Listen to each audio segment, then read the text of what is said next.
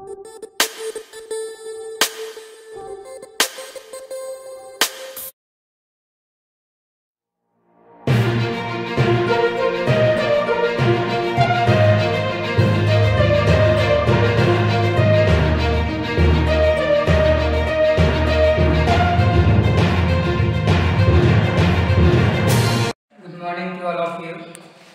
का हम लोग का टॉपिक है ट्रांजिस्टर कैरेक्टरिस्टिक्स। आज हम लोग ट्रांजिस्टर कैरेक्टरिस्टिक्स के बारे में पढ़ेंगे। ट्रांजिस्टर कैरेक्टरिस्टिक्स के बारे में पढ़ेंगे तो हमारा जो ट्रांजिस्टर कैरेक्टरिस्टिक्स होता है वो दो तरह का होता है। एक होता है इनपुट कैरेक्टरिस्टिक्स और दूसरा होता है आउटपुट कैरेक्टरिस्टिक्स। जो टर्म आया ट्रांजिस्टर कैरेक्टरिस्टिक्स, इसमें जो है वो बेसिकली हम लोग का यह एक तरह का रिलेशन होता है करंट और वोल्टेज के बीच में। इसमें हम लोग सबसे पहले देखेंगे कि जब हम लोग ट्रांजिस्टर के बारे में पढ़े थे उस समय हम लोग तीन चीज पर फोकस किए थे। ट्रांजिस्टर का जो मेन थ्री टर्मिनल्स होता है जिसको हम लोग इमीटर, बेस, कलेक्टर बोले थे। तीनों टर्मिनल के बारे में, इमीटर, बेस और कलेक्टर के बारे में सबसे पहला जो हम लोग पढ़े थे इमीटर। इमीटर के केस में हम लोग क्या देखे थे? डॉपिंग। अगर डॉपिंग की बात करें तो इमीटर में हम लोग का जो था वो मैक्सिमम डॉपिंग था, यानी अधिक डॉपिंग हम लोग इमीटर में करते थे। और बेस जो था वो हम लोगों का शॉर्टर सेक्शन था, शॉर्टर डिपार्टमेंट था। उसमें जो हम लोग डॉपिंग करते थे वो कम डॉपिंग होता था। और कलेक्टर में जो था वो उसमें जो हम लोग डॉपिंग करते थे वो बेस से ज़्यादा लेकिन इमीटर से कम डॉपिंग करते थे। अगर साइज की बात करें तो साइज में हम लोग का जो कलेक्टर का साइज था वो सबसे बड़ा था और बेस का जो साइज था वो सबसे छोटा था। इमीटर का जो साइज था वो बेस से बड़ा था लेकिन कलेक्टर से छोटा था। अब ट्रांजिस्टर कैरेक्टरिस्टिक्स के बारे में जब हम लोग पढ़ेंगे उसमें पहला हम लोग का है इनपुट कैरेक्टरिस्टिक्स, दूसरा है आउटपुट कैरेक्टरिस्टिक्स। यहाँ पर देखिए हम लोग देख रहे हैं कि ये हमारा ट्रांजिस्टर है। दोनों कैरेक्टरिस्टिक्स को समझने के लिए सबसे पहले हम लोग इस डायग्राम को समझेंगे। अगर डायग्राम को समझ लिए तो हम लोग का दोनों कैरेक्टरिस्टिक्स क्या हो जाएगा, समझ में आ जाएगा। यहाँ पर देख रहे हैं कि ये हमारा ट्रांजिस्टर का सिंबल है। ट्रांजिस्टर का सिंबल में NPN, ये जो ट्रांजिस्टर हम लोग यहाँ पर लिए हैं ये हम लोग का NPN ट्रांजिस्टर है।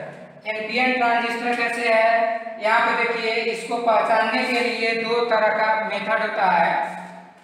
अगर एरो हमारा डाउनवर्ड रहेगा इसका मतलब ये जो ट्रांजिस्टर हम लोग ले रहे हैं वो NPN ट्रांजिस्टर होगा, और एरो अगर अपवर्ड रहेगा तो ट्रांजिस्टर जो है वो PNP ट्रांजिस्टर होगा।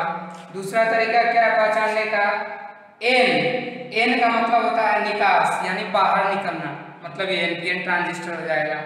अगर एरो अंदर की तरफ है मतलब प्रवेश, PNP ट्रांजिस्टर हो जाएगा। तो ये दो तरह से हम लोग ट्रांजिस्टर को पता करते हैं कि NPN ट्रांजिस्टर है या PNP ट्रांजिस्टर है। यहाँ पे तो लिखा हुआ है तो पता चल रहा है कि NPN ट्रांजिस्टर है। अगर नहीं लिखा हुआ रहेगा तब भी हम लोग को पता चल जाएगा कि NPN ट्रांजिस्टर है या PNP ट्रांजिस्टर है। एरो की मदद से, एरो को देख करके हम लोग क्या कर सकते हैं, बता सकते हैं कि जो ट्रांजिस्टर हमारा वो NPN है या PNP ट्रांजिस्टर है। अब यहाँ पर ये जो सेक्शन है इस सेक्शन को हम लोग कहते हैं इनपुट सेक्शन, और ये जो सेक्शन है ये सेक्शन हमारा क्या है, आउटपुट सेक्शन है। आउटपुट सेक्शन कैसे कहेंगे, ये जो हम लोग का है ये इमीटर है, ये कलेक्टर है और ये बेस है। इमीटर और कलेक्टर के बीच का जो सेक्शन होता है उसको आउटपुट सेक्शन, और इमीटर और बेस के बीच का जो सेक्शन होता है उसको हम लोग इनपुट सेक्शन बोलते हैं। इस सेक्शन में हम लोग क्या देख रहे हैं कि इमीटर को हम लोग अर्थिंग किए हैं, ग्राउंडेड किए हैं।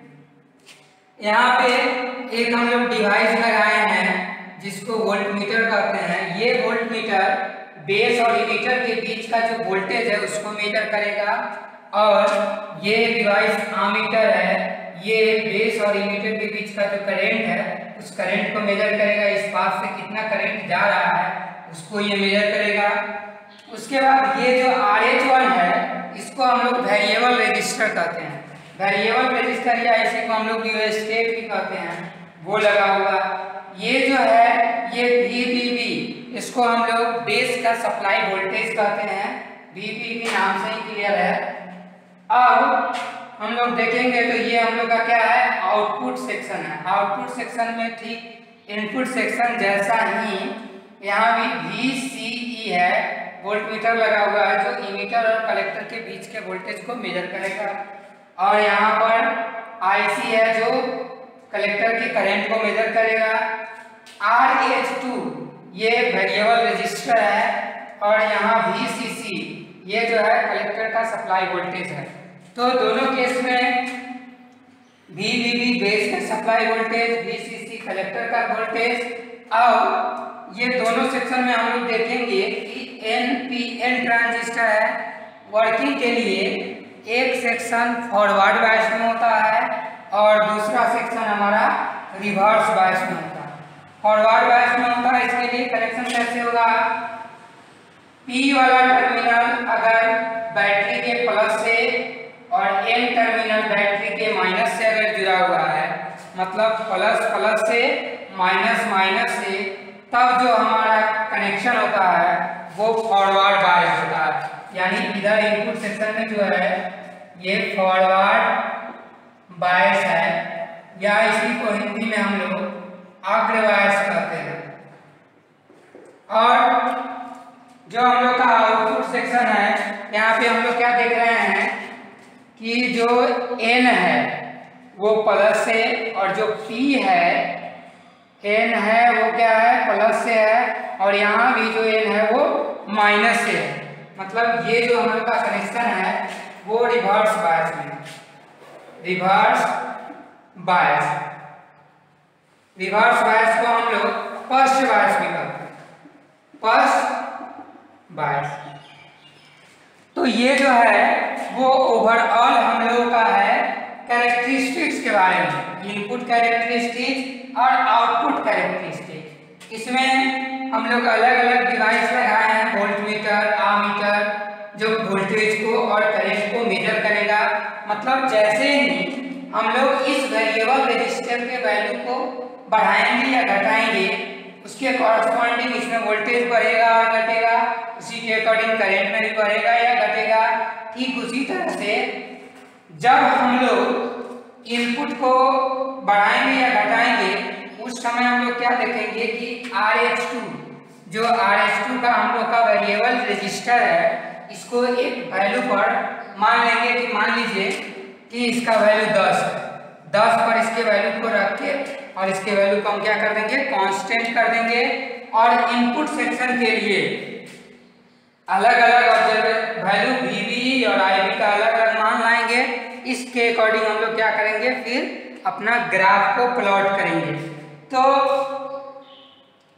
अगर हम लोग इनपुट कैरेक्टरिस्टिक्स की बात करें तो इनपुट कैरेक्टरिस्टिक्स का मतलब होता है इनपुट वोल्टेज और इनपुट करंट में रिलेशन। इनपुट वोल्टेज और इनपुट करंट में रिलेशन, यानी इनपुट वोल्टेज और इनपुट करंट में जो ग्राफ हम लोग ड्रॉ करेंगे, इसी ग्राफ को हम लोग कहेंगे इनपुट कैरेक्टरिस्टिक्स। इस समय आउटपुट वोल्टेज को कांस्टेंट रखेंगे, मतलब एक वैल्यू को फिक्स कर देंगे और उसके अकॉर्डिंग उस वैल्यू को हम लोग क्या कर देंगे, कांस्टेंट रखेंगे इसके वैल्यू को, और तब हम लोग इनपुट करंट और इनपुट वोल्टेज के बीच में ग्राफ को प्लॉट करेंगे। वैसे ही अगर आउटपुट कैरेक्टरिस्टिक्स को ड्रॉ करना है तो उस समय क्या करेंगे, आउटपुट कैरेक्टरिस्टिक्स का मतलब आउटपुट वोल्टेज और आउटपुट करंट के बीच के ग्राफ को हम लोग क्या कहते हैं, आउटपुट कैरेक्टरिस्टिक। इस समय इनपुट करंट को क्या रखेंगे, कांस्टेंट रखेंगे। फिर इसमें हम लोग ऑब्जर्वेशन टेबल में अलग अलग वैल्यू निकालेंगे, VCE और ICE। ये जो वोल्टेज है ये इमीटर और कलेक्टर के बीच का वोल्टेज है, इसीलिए इसको VCE नाम दिए हैं। और ये कलेक्टर का करंट है इसीलिए IC है। ये बेस और इमीटर के बीच का वोल्टेज इसलिए VBE है, और ये IB है। यानी ये इनपुट सेक्शन हो गया और ये हमारा क्या हो गया, आउटपुट सेक्शन हो गया। अब अगर हम लोग ऑब्जर्वेशन टेबल को देखें तो यहाँ पे देखिए, अगर हम लोग का 0 वैल्यू है तो ए बी 0 है, 1 है, 0 है, 2 0, 3 0, 4 0, यानी 4 तक जो हमारा करंट का वैल्यू है वो क्या है, 0 है। और 5 वोल्टेज पर जैसे ही हम लोग आए कि करंट का वैल्यू कुछ ना कुछ बढ़ना शुरू हो गया। इसका मतलब ये हुआ कि यहाँ तक मान लीजिए, यहाँ तक हम लोग का जो वैल्यू है इससे पहले वो सब 0 है। करंट का वैल्यू यहाँ पे क्या है, पूरा 0 है, क्योंकि करंट तो यहाँ पे डेल आई बी। ये जो ग्राफ है, करंट यहाँ पर है डेल आई बी, यहाँ तक तो इसका वैल्यू 0 है, लेकिन जैसे ही 5 किए करंट का वैल्यू क्या हो गया, बढ़ना शुरू हो गया। अब हम यहाँ पे ग्राफ, इनपुट ग्राफ देख रहे हैं, इनपुट कैरेक्टरिस्टिक्स का ग्राफ देख रहे हैं। इस समय क्या करेंगे, इसके वैल्यू को फिक्स कर देंगे, फिक्स वैल्यू पे रख के, और इसके वैल्यू को बढ़ाएंगे घटाएंगे तो अलग अलग वैल्यू पे करंट का भी वैल्यू क्या होगा, अलग अलग आएगा। यही कारण है कि सेमीकंडक्टर डिवाइसेस का यूज हम लोग अलग अलग इक्विपमेंट में करते हैं, क्योंकि अपने नीड्स के अनुसार उसके वोल्टेज और करंट के बीच में जो रिलेशन है, ग्राफ है, हम लोग क्या करते हैं, ड्रॉ कर सकते हैं। अपने नीड्स के अनुसार इसके वैल्यू को हम लोग गेन कर सकते हैं। अब तो ये जो हमारा हो गया वो इनपुट कैरेक्टरिस्टिक्स हो गया। धीरे धीरे और भी इसका वैल्यू जैसे जैसे बढ़ाएंगे वैसे वैसे आगे हम लोग का ग्राफ क्या हो जाएगा, बढ़ता चला जाएगा। तो वो ग्राफ इनपुट कैरेक्टरिस्टिक्स का ग्राफ हो गया।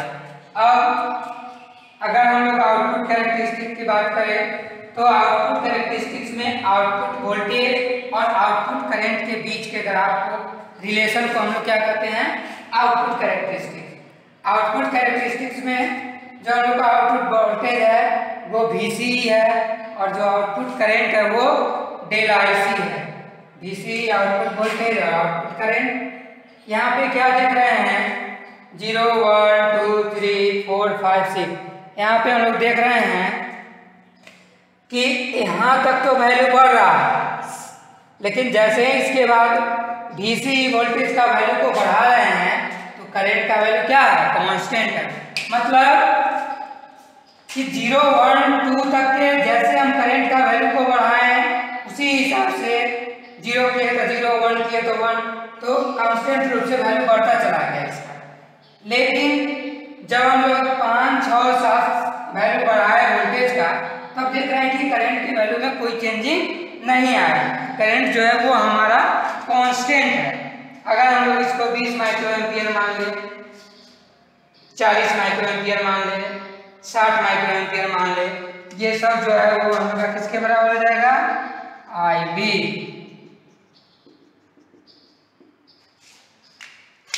यहाँ पर इसके बाद जो है वो वोल्टेज का वैल्यू तो बढ़ रहा है, लेकिन करंट का वैल्यू क्या है, कांस्टेंट है। तो इस तरह को ग्राफ को हम लोग कहते हैं आउटपुट कैरेक्टरिस्टिक्स। ये आउटपुट कैरेक्टरिस्टिक्स का ग्राफ है, यानी graph between input current and output current and output voltage के बीच के ग्राफ को हम लोग कहते हैं आउटपुट कैरेक्टरिस्टिक्स। अब हम लोग इसके बेसिस पर कुछ फार्मूला देखेंगे कि हम लोग का इनपुट रेजिस्टेंस का वैल्यू क्या होता है, आउटपुट रेजिस्टेंस का वैल्यू क्या होता है, करंट गेन क्या होता है, ट्रांस कंडक्टेंस क्या होता है। 4 फार्मूला को एक एक करके देखेंगे। उस फार्मूला का यूज करके हम लोग अलग अलग टाइप के न्यूमेरिकल्स को क्या करेंगे, सॉल्व करेंगे। अब हम लोग फार्मूला को देखेंगे। फार्मूला में पहला नंबर फार्मूला है इनपुट रेजिस्टेंस। इनपुट रेजिस्टेंस मतलब जो इनपुट कैरेक्टरिस्टिक्स है, इनपुट रेजिस्टेंस, इनपुट रेजिस्टेंस को इनपुट रेजिस्टेंस, इसको हम लोग RI से डिनोट करते हैं। इनपुट रेजिस्टेंस का मतलब ऐसे हम लोग अगर अकॉर्डिंग टू ओम्स लॉ चले तो V equal to IR, R equal to क्या हो जाएगा, V बटे I according to Ohm's law. यहाँ पर भी हम लोग का वही रेजिस्टेंस है तो V बाई I हो जाएगा। यहाँ पे इनपुट रेजिस्टेंस ले रहे हैं, इसीलिए इनपुट साइड का वोल्टेज, इनपुट साइड का करंट लेंगे। इनपुट साइड का वोल्टेज कितना है, डेल्टा VBE बटा डेल्टा IB। ये हम लोग का फॉर्मूला किसका निकल के आ गया, इनपुट रेजिस्टेंस का। इनपुट रेजिस्टेंस का फॉर्मूला हो गया डेल्टा VBE बटा डेल्टा IB। अब हम लोग देखेंगे दूसरा formula, output resistance. Output resistance का मतलब output voltage upon output current. Output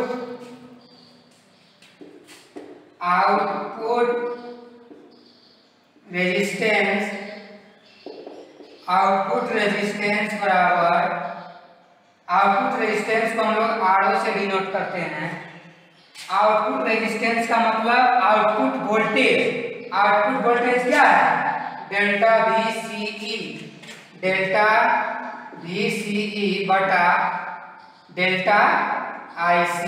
ये आउटपुट वोल्टेज बटा आउटपुट करंट, इसको हम लोग आउटपुट रेजिस्टेंस कहते हैं। उसके बाद एक टर्म आता है करंट गेन।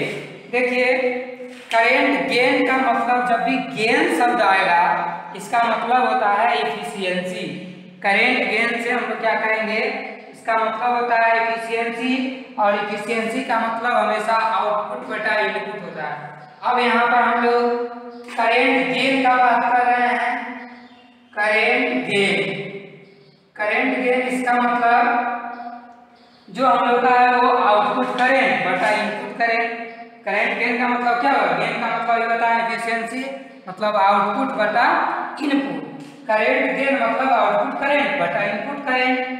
तो आउटपुट करंट में क्या है, डेल IC आउटपुट करंट है, बटा इनपुट करंट में क्या है, डेल IB।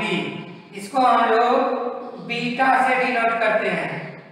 इसको हम लोग बीटा से डिनोट करते हैं। Beta is equal to output collector का करंट बटा इनपुट करंट, डेल IC बटा डेल IB। ये हम लोग का क्या हो गया, करंट गेन हो गया। ये पहला नंबर फॉर्मूला हो गया, ये दूसरा नंबर फॉर्मूला हो गया, और ये हम लोग का तीसरा नंबर फॉर्मूला हो गया। अगर हम लोगों को इस तरह का कैरेक्टरिस्टिक्स ग्राफ दिया हुआ रहेगा, कहेगा कि इस केस में आपको इनपुट वोल्टेज दिया हुआ है, इनपुट रेजिस्टेंस दिया हुआ है, तो इस सर्किट के लिए इनपुट करंट कितना होगा पता कीजिए। तो by using this formula we calculate the value of input current. And अगर मान लीजिए ये हमको आउटपुट रेजिस्टेंस के केस में आउटपुट करंट दे दिया, आउटपुट वोल्टेज दे दिया, तब का आउटपुट रेजिस्टेंस निकालिए। By using this formula we calculate the output resistance of the given circuit. और उसके बाद अगर मान लीजिए हम लोग को करंट गेन निकालना है, तो करंट गेन के बारे में हम लोग क्या समझते हैं कि आउटपुट करंट बटा इनपुट करंट। अब हम लोग क्या किए, यहाँ पर क्वेश्चन में मान लिया आउटपुट करंट दिया हुआ है, इनपुट करंट दिया हुआ है, वी डिवाइड आउटपुट करंट बटा input current, we gain the value of current gain. अब एक टर्म आता है ट्रांसकंडक्टेंस।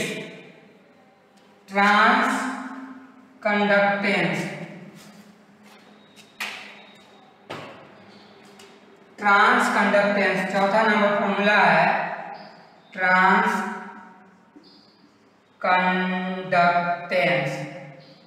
ट्रांसकंडक्टेंस को हम लोग GM से डिनोट करते हैं, यानी इसको GM बराबर डेल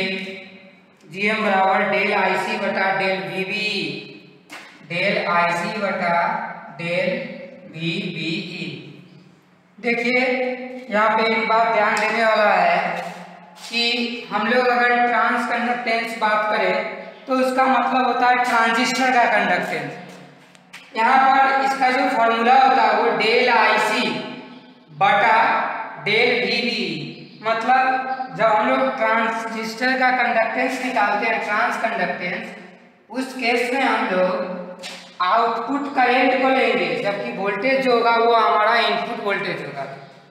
ट्रांसकंडक्टेंस में आउटपुट करंट होगा और इनपुट का वोल्टेज होगा।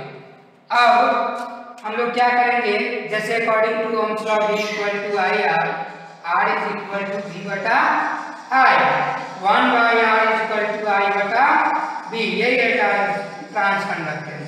Reciprocal of resistance, reciprocal of resistance is called transconductance.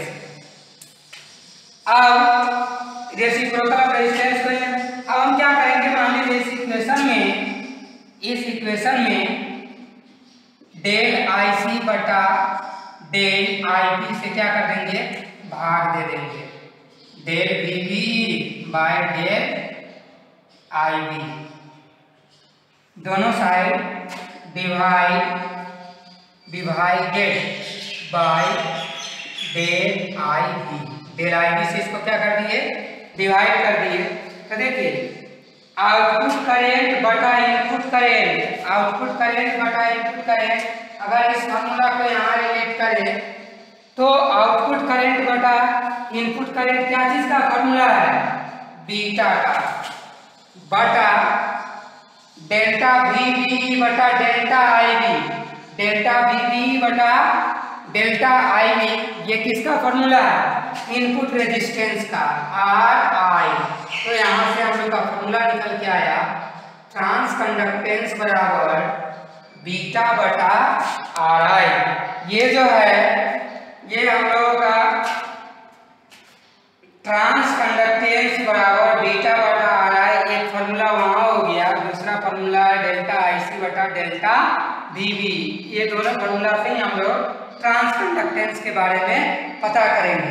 आज का जो वीडियो है वो हम लोग का था ट्रांजिस्टर कैरेक्टरिस्टिक्स, इसमें हम लोग इनपुट कैरेक्टरिस्टिक्स और आउटपुट कैरेक्टरिस्टिक्स के बारे में जाने और some basic formula regarding this topic, that is input resistance, output resistance, current gain, transconductance, हम लोग ये चारों फॉर्मूला को देखे। अब हम लोग इस टॉपिक पे क्या करेंगे, न्यूमेरिकल्स को सॉल्व करेंगे। इस टॉपिक से रिलेटेड किसी भी प्रकार का कोई डाउट हो तो आप उसको कमेंट बॉक्स में जाके टाइप करिए, और जितना ज़्यादा से ज़्यादा हो हमारे चैनल को सब्सक्राइब और लाइक जरूर करें। Thank you, that's all.